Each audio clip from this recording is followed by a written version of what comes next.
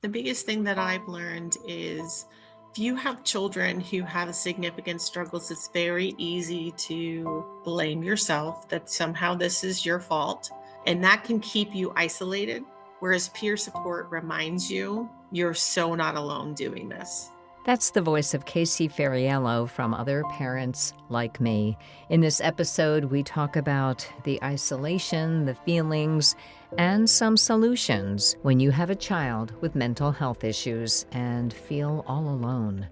Welcome to our podcast, Schizophrenia, Three Moms in the Trenches. From the place where schizophrenia and real life collide. East Coast, West Coast, Middle America. With Miriam Feldman, Mindy Greiling, and Randy Kay. Finally, a place to talk about the truth. Welcome to episode 123 of Schizophrenia, Three Moms in the Trenches. Our last episode was pretty recent, and Mimi and Mindy and I kind of gave an update as we had a Just Us episode about recovery in the middle, somewhere between hopelessness and superstar recovery. And so we're going to jump right in today with this episode. We have had listeners ask us where they can get support, where they can find other parents like them, other parents whose kids aren't perfect and whose kids aren't like theirs. And what pops up at a website called Other Parents Like Me, which is perfect, or OPLM. It's about hope, help, and healing. And so we want to welcome our guest tonight, Casie Fariello from Other Parents Like Me. Welcome, Casie. Thank you so much for having me. I really appreciate it. It's great. So OPLM, well, Mimi, you introduced us to Casie. So how did you learn about it? I'm just sitting here thinking, I don't even remember. Probably perusing the internet, doing networking and stuff. I actually don't recall how we met. Do you? Was it, were you on Jessica Pate's podcast? I don't think so. Great. We don't know. Wait, this is fascinating. So yeah. Well, it doesn't matter. You know what? We've got her and she's here and she's fascinating. So that's what we're going to do. Right. So OPLM is actually, there's a website, OPLM.com. It's an online platform and it's a virtual community, and it's designed to create a safe space with access and support that parents need as they move from crisis to healing. If you're new to the podcast, we are three moms tonight, four moms whose kids have a difference. In Mimi's case and mine and Mindy, our sons have schizophrenia. Casie's going to tell us a bit about her background, and then we're going to get to some help and some tips. So Casie, welcome. Can you start with your mission and your background? I know that you, like us, have kids with a difference. How did you start this? Why did you start it? And tell us a bit about you. Yeah, so I have three children. They're 25, 23, and 21. And I think that's kind of where we all start, right? When you have children like this, you start with what their ages are so people understand where they are in the spectrum of their life. Mm-hmm. It seems to be one of those things. My middle child has struggled with ADHD since he was little. He used to have explosive emotions, and we learned to wrap him in a taco by an occupational therapist. And unfortunately, my son, by eighth grade, without him telling us, because he was like 3 or 4 years old when we were doing it, he felt that he could not have emotions in the house because it was the only one it happened to. And then if he had emotions, he was suffocated. And he turned to substances as a solution and felt better from that nothingness. So it created a nothingness in him. And in 2018, when he was 16, we found when we were traveling, so I'll share, I was a flight attendant for 26 years before this. I graduated, oh my gosh, retired in 21. A graduation of sorts, yeah. It's kind of a graduation.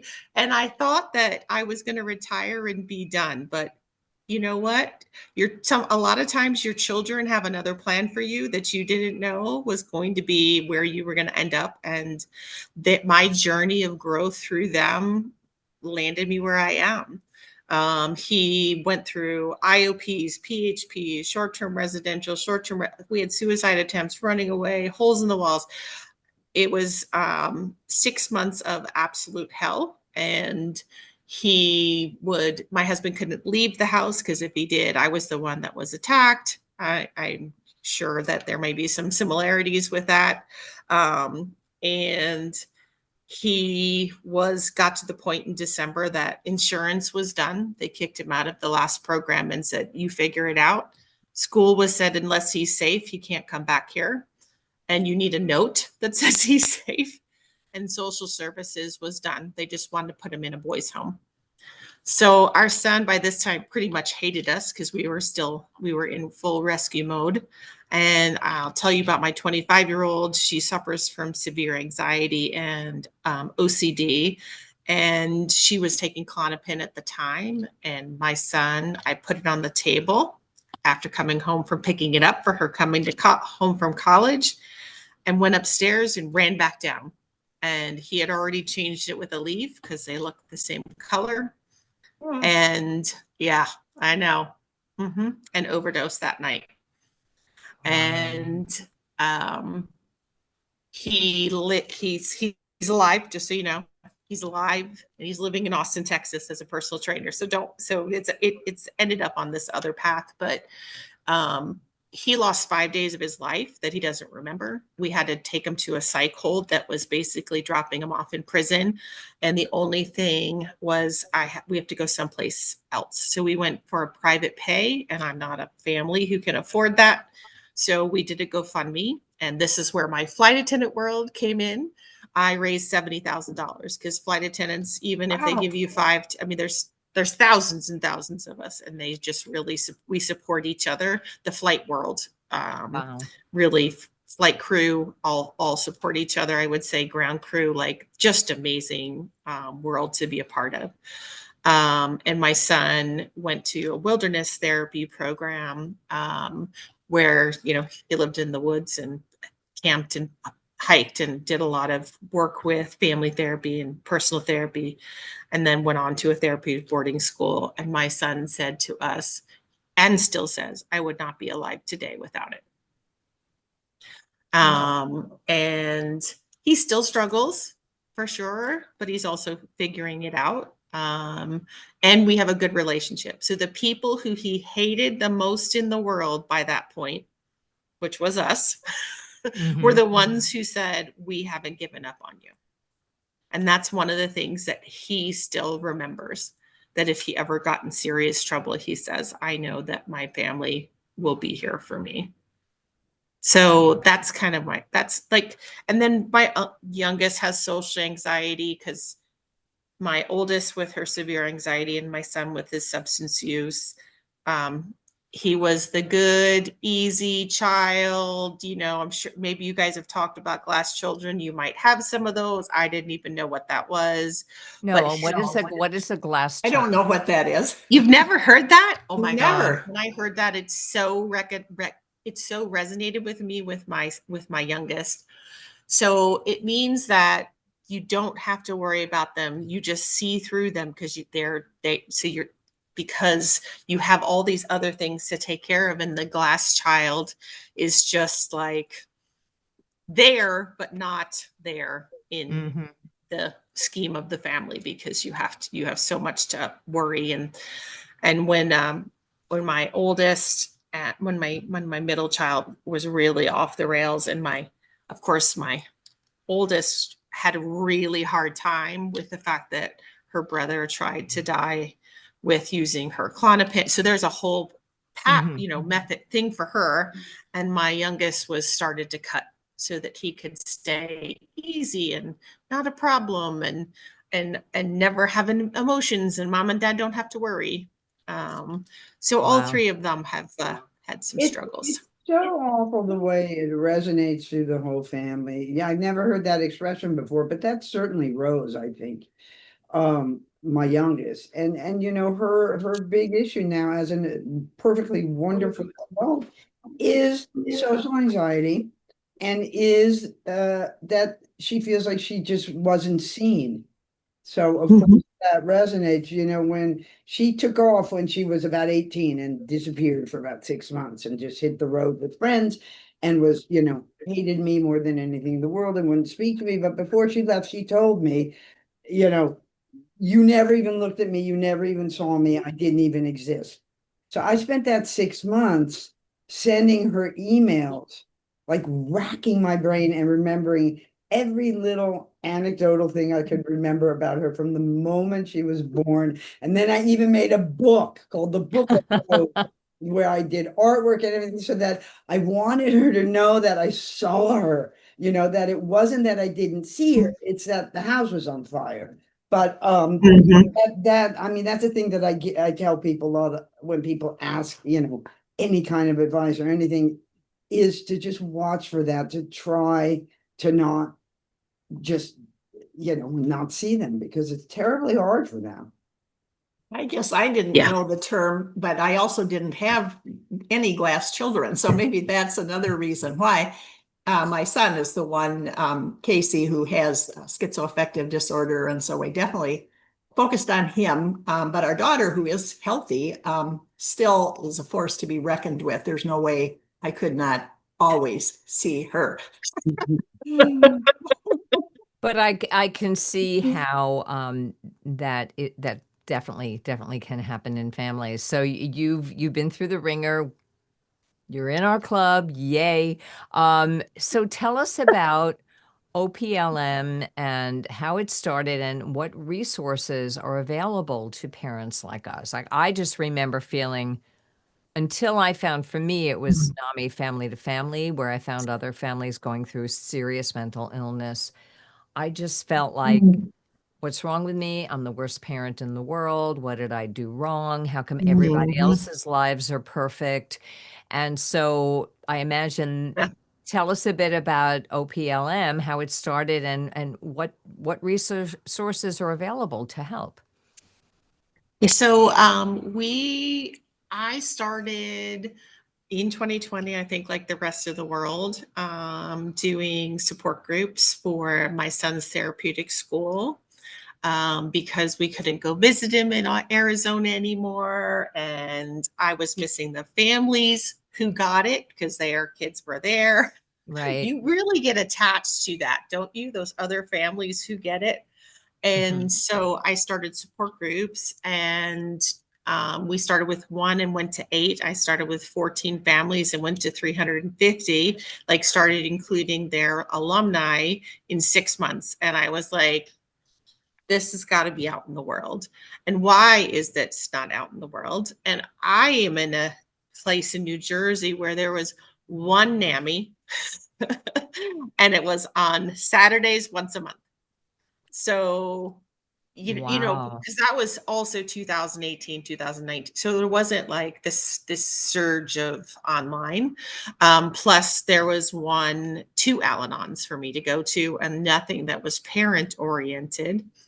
And it was hard to be there and think like, I have so much going on, and we're just talking about my son's substance use. like he is so much more than his substance use. And it started with mental health. I did not purposely traumatize my child, and he Mhm. knows that. I was taught by professionals what to do. And that's where I hate the whole thing that I think should be shouted from the rooftops: one size does not fit all. And if help, Right. our kids were older when they were diagnosed, and in school we all had strong inklings, but we also didn't work with the schools. But it's your children, it sounds like, got involved sooner. And so what, if any, help did you get from the school? Did you have counselors and psychologists and so forth? So, nothing for my oldest. We did everything offline. For my For my middle child, we were told to wait until he started to fail before they would give him any supports. So they only gave him, yeah, so it was like he didn't even get a 504 until second grade. And then once we got to high school, so he stayed with a 504. Once we realized actually he needed an IEP because there was mental health stuff going on, the word substance use was said on my lips, and that took the schools right to say, we don't have to do anything. And they denied IEPs. Oh my They gosh. waited until, yeah, they did waited until he was sober for 6 months at the treatment program before they even, oh yeah, there's a whole thing. Like they sued us because we said, no, you need to like talk to him now. And they wanted 90 days. And we're like, but now you're getting past like all this other substance use. You're yeah, he's in a program with therapists. Like he's getting all the mental health help right now that he always needed. And yeah, it was a long 2 years of we did get some award from them, but not very much. Was this So all, and we're here to make people aware, but not necessarily to point fingers because you've done your lawsuit. But okay. Yep. just so I just get the timeline clear, this is in New Jersey, which is where you brought your Mhm. case up. Okay. So you weren't getting any help, and now in 2020 during the pandemic, it sounds like you were running these support groups, and I'm assuming it was all virtual since it was COVID Mhm. time, right? And so, how did this become a website where people can come? And I understand this is very focused on parents of teens with mental health issues, but I'm wondering, as you explain it, can parents of older kids or Mhm. people who have loved ones who are a spouse or a parent or a partner, can they benefit as well, or is this just for parents of younger kids in the school system? So it's adult. Our age group is 8 to 30. So we do include young adults as well. Many people, as you guys have discussed, don't even find out until their child goes to college that they have significant issues because they've had supports at home that you didn't even know you were like buoying them up. Like you, right? You don't know Mhm. these things until they get to that point. And then we have 17 support groups a week, and that is adoptive families, solo moms, kids in treatment, kids out. So I took 2 years to create Other Parents Like Me with the program my son was at, and we launched it in January of 2022 with a lot of people from there, and it's parents only, but it could be caregivers, guardians, foster parents, grandparents, which is also kind of a Yeah. big Caregivers, many. right? Sure. Many of them are the caregivers for these children. And we also offer things that I wish I had, which was I want something every day. So there's something every day. And I want something positive too. So it's not just, my kid in treatment, adoptive families, solo mom, but we also have coffee and gratitude. We have meditation. We have mom's gratitude. We have men's groups. So we really want to make it because we can get mired in how hard this is and how sad it is that our children are not what we expected or anticipated we would be doing with them at in older years. And then we have speaker talks. So we have experts who come and speak every Thursday, and we have almost 200 recordings. And it's beyond a podcast where people get to come ask questions. So it's not it's a webinar with teachings, but the people get to interact the whole entire time, like live like this. And um, it's one of my proud parts is to have that because and that's live and free for anyone any walk of life. So the membership is for the recordings later because we're protective of the people who came to talk about something hard at the live talk, and we want to make sure that not everyone can see it. And the groups, because we want it to be, exclusively for the families who have these kiddos. But yeah, the talks are live and free for anyone to come, because when I was searching, I don't know about you guys, when you were looking for help, it felt like every person you were talking to, you you had to pay them some money. Yeah. Yeah. Right. Intersect with NAMI at all. The family to family classes are also free.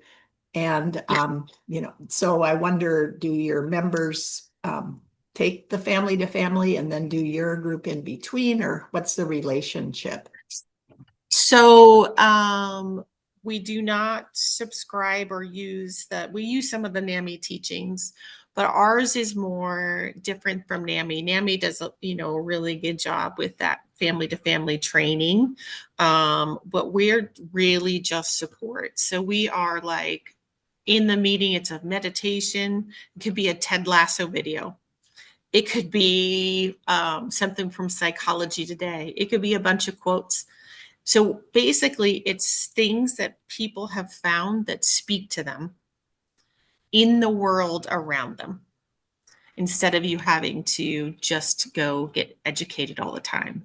You just get to be together and say, this resonates for me. And it's all about the parent and self-care, self-regulation, communication, and boundaries. Those are our four pillars of support that we believe in. And it doesn't matter what's happening behind your four walls. You can come together on that. And we have a great story. Can you say those four? They went by pretty quickly. What are the four pillars? Sure. Self-care, Mm-hmm. self-regulation, communication, and boundaries. Okay. Oh yeah, I can relate to that. We're all nodding our heads. Yeah. So just people are listening now and they're going, how much is it? So and I'm glad you said there are things that are free for people who don't want to pay a membership. It sounds like a membership community. Can you Yeah. share the investment that people would make? Because we make it a policy here not to like promote people's businesses necessarily, but we do promote services, and you're both really. So just Yeah. for somebody who wanted that something every day, which is very hard to get, can you share what the membership is for it? And then we're going to ask you about the free resources. Yeah. Yeah. So it is $49 a month. Most Okay. people do pay that way. And it gets you access to all 17 groups. We have people who go 3 or 4 times a week, um, and they get very attached to their community. Then they will watch the speaker talks, because since it's live, they may not be able to get to it until later. So they'll watch it, So we'll they get the get recordings, but anyone can attend live, but members can get the right. recordings at their own. Okay. Correct. Great. Correct. All right. And then just so you know, because of who we are, it is expensive to have kiddos in this world, no matter how much health insurance you have. Um, you're laughing. You're right. Exactly. And so we offer support, financial aid. So people can also go to the financial aid page and say, I can't afford it, and we give it to anyone for free for a year. And we can do a code for you guys, because it's 2 weeks free, but we can put a code that you can put in here. They can go into the show notes, and someone can go and get a month trial so that they can try Oh. 4 weeks instead. Because I don't know I know how important and how much more sane I am because of peer support. And I just feel no matter what we can do, yes, we need to pay expenses. So yes, we have to have costs. Sure, and I didn't need you to apologize for that. I just wanted so our listeners will know, and I love that you have all those options. Yeah, peer support always feels good, and there isn't always, an Al-Anon meeting around or a NAMI meeting, or as you shared. Mhm. So now that we have that, and thank you for that code, we will put it in the show notes. You've been doing this for a few years. I mean, you've been parenting for 25 years, but you've been doing OPLM for a while. And so in general, are there Are there tips that you, in your journey, have learned and come across that you would like to share on this podcast that you know really helps parents? I hear the 4 pillars are definitely there. Um, Mhm. what else would you like us to know about what you've learned about The parenting? biggest thing, the biggest thing that I've learned is if you have children who have significant struggles, it's very easy to blame yourself that somehow this is your fault. Um, and I have, since things got really bad, I've had a therapist and we've had a couples therapist. And just to stay on the same page as a couple, that's very important. And also to have someone who I get to talk to and have them validate how I'm feeling and have them, navigate with me. And then the second part is with the therapist going to peer support because no matter what, it's one on one. And that can keep you isolated. Whereas peer support reminds you you're so not alone doing this. And all of our peer parents, as our facilitators, are lived experience and they have their own struggles and their own things. And one of the new peer parents has a child with schizophrenia and ASD. So we're starting a group in September with having that in mind. When you say Because in mind, you mean for specifically parents with schizophrenia? Okay. parents with ASD and those who've gone sideways with schizophrenia, which I didn't know that can happen more Well, frequently. what do you mean? What is ASD?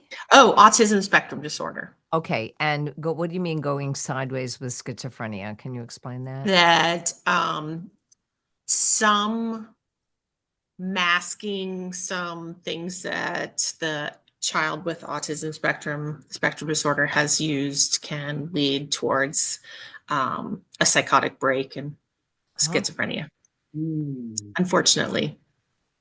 The spectrum, people at the one end of the autism spectrum disorder are more like people with intellectual, or we used to say developmental disabilities. And then the people at the other end are more like our children.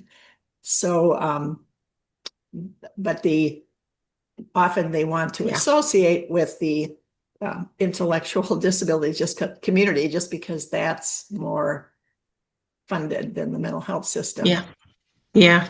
So It's true. and then there's not the same stigma either with plain autism compared to mental illness. So I'm sure it's very hard when someone thinks they have a child that has autism and then they get not only a mental illness diagnosis, but a schizophrenia diagnosis. So I'm sure those parents need help, probably more than anyone else, I would say. But Yeah. everybody It's has a the same journey. commonalities with the needs for support. So that's universal. Well, the Yeah. theme that I'm hearing in all of this is I just keep thinking back to when you get on an airplane and they tell you, secure your mask before you try and help anybody else. And I mean, that's what I keep thinking of because we spend, and I mean, I'm not talking about bubble baths, but we spend a lot of Right. time, like I said, the house is on fire, and so you don't take care of yourself. And the taking care of yourself is important, but I really believe that the interacting with other parents is so essential because there's such an isolation aspect to this that it can pretty much destroy your soul as a parent. And then Yeah. you're no use to anybody, least of all your kid. Yeah. Well, I actually feel that getting a therapist and getting peer support, you're doing self-care right there. Yeah. Because it's so easy to, as you said, Mimi, to isolate. It's so easy because the house is on fire to hide um, and find other coping mechanisms, for ourselves that we think is self care, but actually makes it worse. Yep, yep. You know, I just last week was at our doctor, Robert Laitman does a thing every year where all the families come and we have a weekend where everybody's together. And, you know, for me, who I do this podcast, I give talks, you know, I have all kinds of interaction, but when I sit down with those moms, there's such a sense of, just I can exhale, you know, it's like finally I don't have to explain a damn thing. We can just talk and be there and you have that community. And like I always say, it's not the club that you would have wanted to be in, but thank God it's there. And I think that it's wonderful that you're doing this because it's a really necessary component for our kids to get better too. Yes. If we are able to be calmer in the fire, our kids do better because that's what the right, Randy, that's what the self-regulation, co-regulation is about. You know, by having that self-regulation, you end up Yes, calming down the room. yeah, definitely true. I always, I often do trainings and keynotes about this sort of thing, and all spurred by this experience of having a son with schizophrenia. And in learning how to manage my life, there are a lot of lessons that transfer over to other areas. But and in family to family, when we teach communication skills, which the way I explain it is when you have a child with a difference that comes with its own set of problems. If your reactions are over the top, you're creating a second set of problems on top of that set of problems. Exactly. So, while communication skills are not going to cure your child, they can at least dissipate that second layer that you have Yeah. created with your anger or your angst. And so I think we've talked a bit. I just want to I'm getting what we wanted for our listeners. We've spoken about self-care.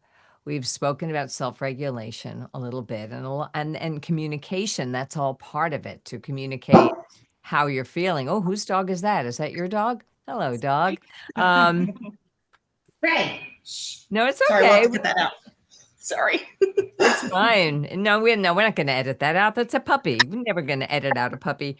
So if you were to give and obviously, we will end our time together with information how people can get in touch with your website.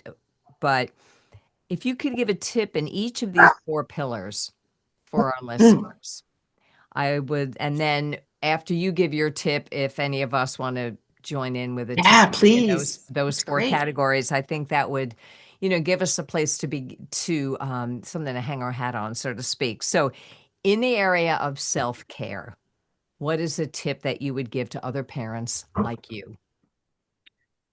One of my favorite things is to go outside and stand in the sun for 15 minutes. All you need is 15 minutes to regulate yourself back out into nature.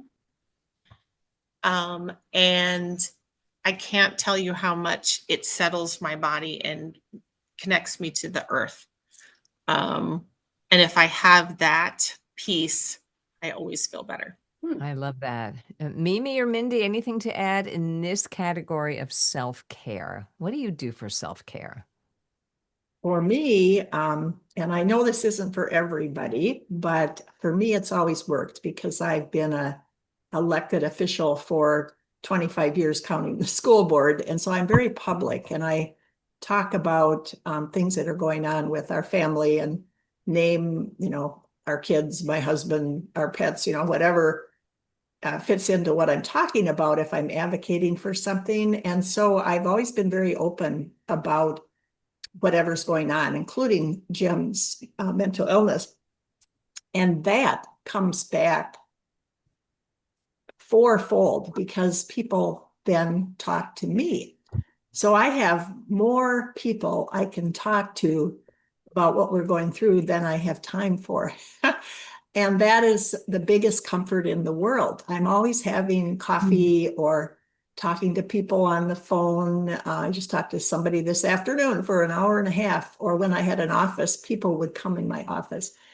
That to me, when you share, then people share with you, then you're not alone. And it's actually a personal, in person, you can hug type contact. That is like such a salvation. It's great. I have to say, I mean, for me, the thing that really was the shifting point, the thing that changed everything for me was practicing yoga. I mean, I hate to say that, but it really is true. You know, when all of this started, I'm kind of a type A personality, moving around all the time kind of person. And I mean, yoga never appealed to me, but I've always liked to exercise, and, you know, everything was falling apart and I couldn't go to the place to do the exercise that I used to do. So I went, okay, I'll go to the stupid yoga because it was right down the street from me.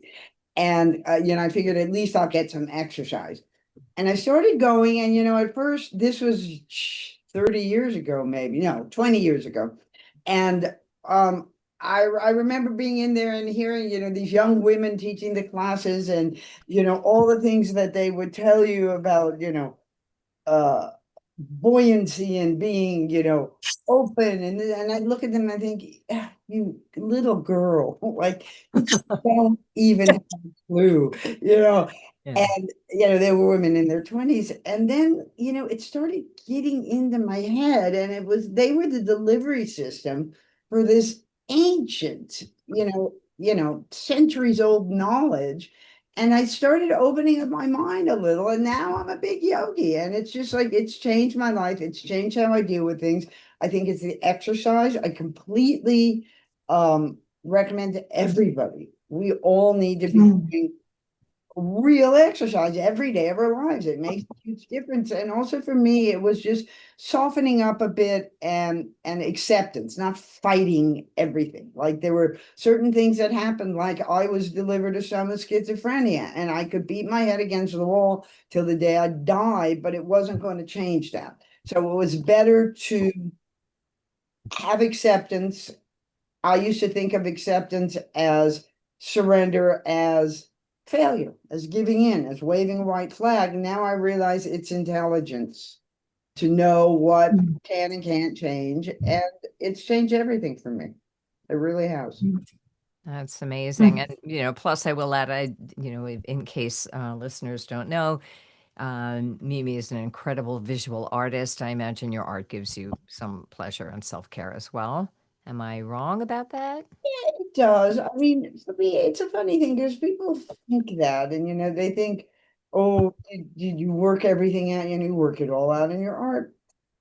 Not really, you know, it's just the thing that I do, in the same way we all have our thing that we do.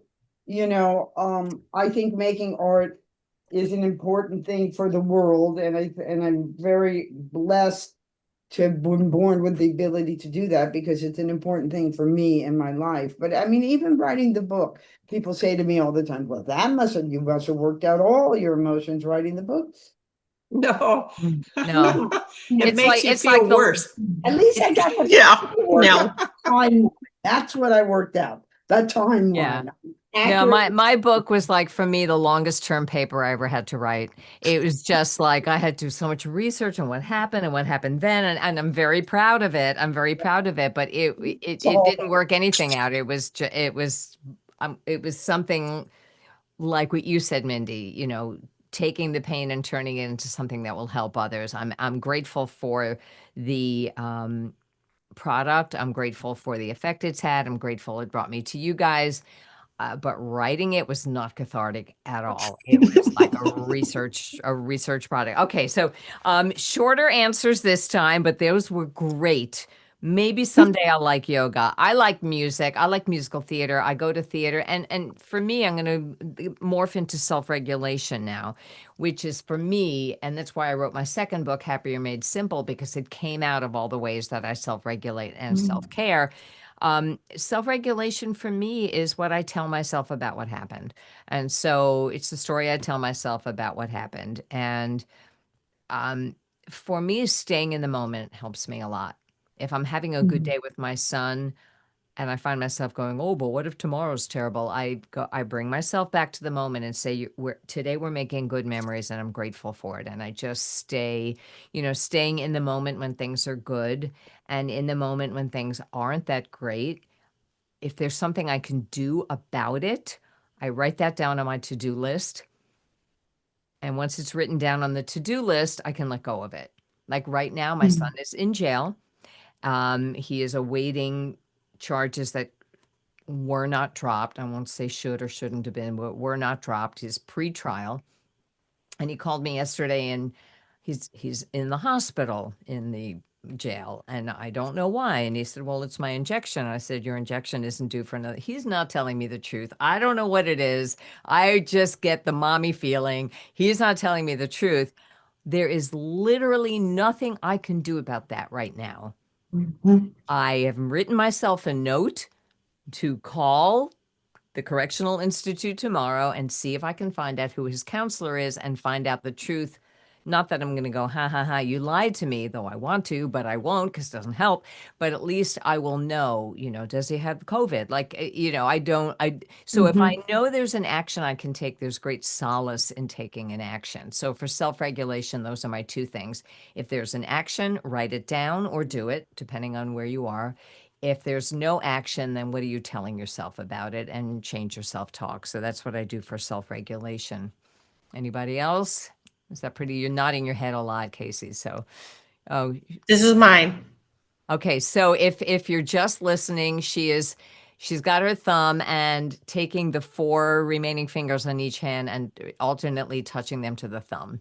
Okay. Yes, and the best part is when the person's across from you, you can put your hands underneath the table and start doing it as well, so that it just brings you back to your body, even though you're triggered. Or you can like touch your palm. Sometimes I will do this, like just touch here and just like I Your just heart suddenly area. start to yeah, Yeah. and just Just touch start your own like body. Okay. yep, For and it me, just brings you back. oh, excuse me. Yeah, go ahead.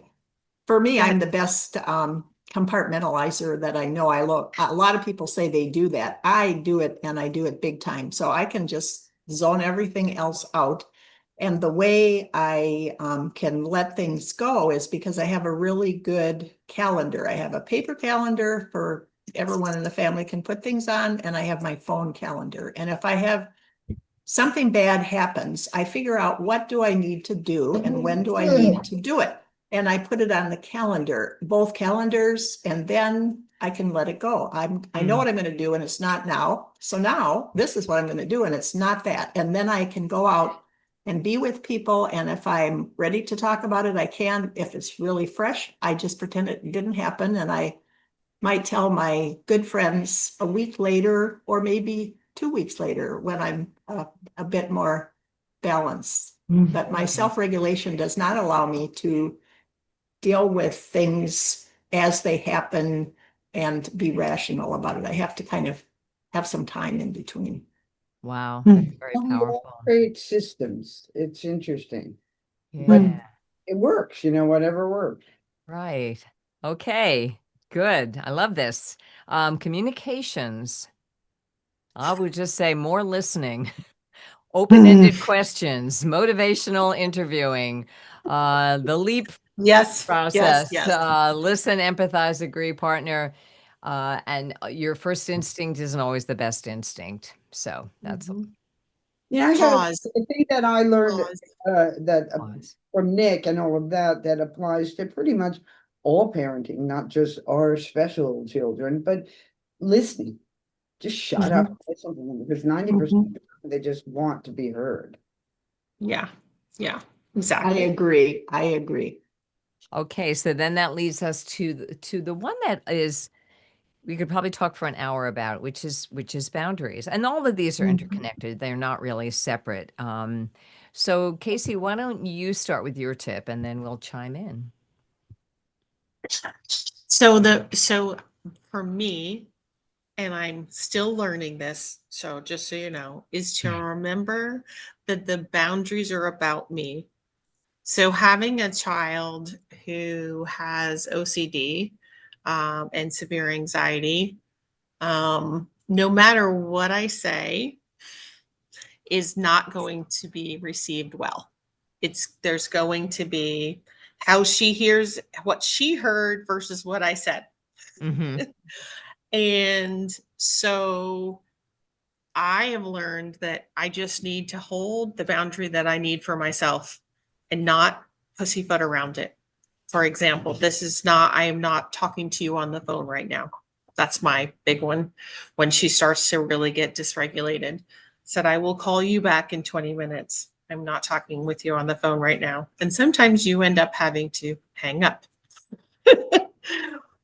um, I've done that. That's a good one. Yeah, yeah. And then you have to now like put the phone somewhere so you don't hear it, right, Mindy? Because they will call, they will text, yeah.